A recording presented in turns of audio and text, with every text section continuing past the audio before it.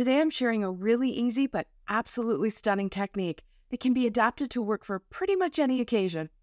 This technique was inspired by Sasha Reed, and I'll link to her video below so you can go see her ideas for using it as well. To start, I recommend doing a practice run before you try it with your good paper. This is a piece of printer paper that was cut to a 4-inch square. You definitely need some thin, pliable paper. Cardstock will not work for this one. Pattern paper is a great option. Next, cut the square in half diagonally. You don't need to measure anything, just line it up corner to corner on your trimmer and you'll have 2 triangles which will make 2 petals. Now it's time for the scoreboard. Line the long edge of the triangle up along the edge of the scoreboard and score a line at 1/4 inch. I found it best to start the scoring away from the top edge of the triangle because my bone folder was catching on the edge and creasing the paper, but you'll get into your own rhythm. Because you'll be folding it back and forth, I found it easier to flip the triangle over and score on the other side of the paper for the next fold, and then continue to alternate and score on every 1/4 inch all along the triangle until you've gone right to the tip of the triangle. Next, starting with the tip, fold along the score lines back and forth like a simple fan. Try to put the edge of the piece you're folding along the next visible score line. This will help you keep it straight, but if it isn't perfect, don't worry. This technique is quite forgiving.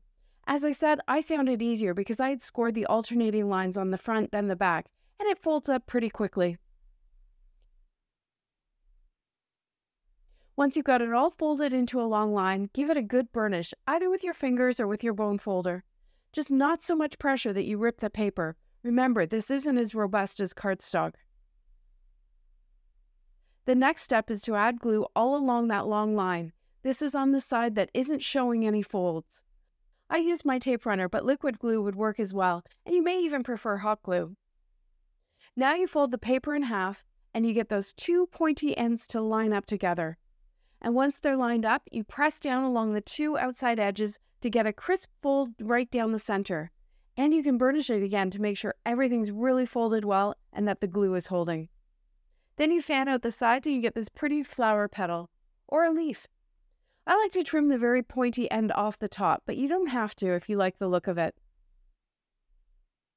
Okay, now we're playing for keeps, and I've got 4 pieces of origami paper that I've trimmed down to 3.75 inches. I found the 4-inch one to be quite big, and it would require a 6-inch card, but it's good to know that this technique works with any size, depending on how you want to use the petals that you make. I cut all 4 in half at once with my trimmer, and now I have enough to make 8 petals. This paper is quite a bit more delicate, and I had to be very careful with my bone folder not to poke right through it. That's the first lesson I learned when I was doing it for real. The next one was that when I started with my first score line on the pretty side of the paper, the center of the petal ended up being the 2 raw edges of the paper rather than folded edges. So for the rest of the petals, I started on the back. If you use double-sided paper, this wouldn't be an issue. And honestly, I think it's one of those little things that probably most people wouldn't notice at all, especially once I got to the next step. Because of the different size of these triangles, the score line at the tip of the triangle was less than 1/4 inch from the edge. So I trimmed that off rather than trying to fold that tiny little piece into the petal.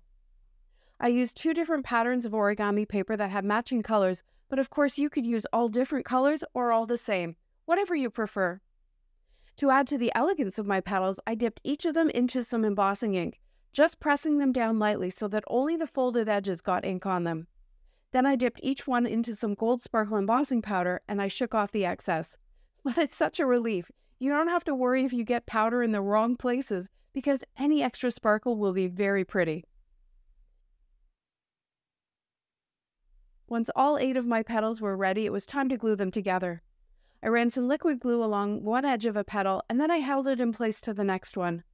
I did 4 together, and then the other 4 together, alternating the patterns of the paper and holding them together in my fingers while the glue dried a bit.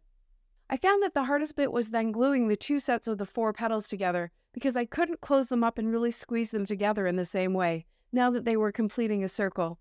But a little patience got me there in the end, and hot glue might be a better option. I wanted to add a bit of color behind my flower on my card, so I cut a big circle from white cardstock, and I put down some dye inks onto my gel press, and I added color that way. You could use colored cardstock or pattern paper, especially if you've used solid colors on your petals. And then to glue the flower to the die-cut circle, I used lots of liquid glue right around the center of the flower. Again, this might be another good place to substitute a hot glue gun, and I placed it onto the panel with an acrylic block until it dried. To finish the card, I added a die-cut sentiment cut from some INCA gold cardstock, which has a mirror finish with an iridescent sheen, so you get lots of colors flashing back. I added a stamped birthday word sentiment and some iridescent gold gems as well. This isn't a card that you're going to whip up quickly, and it's clearly not a card that can easily be mailed, but it is a wonderful option for a very special person on a very special occasion. Thanks so much for watching. See you next time.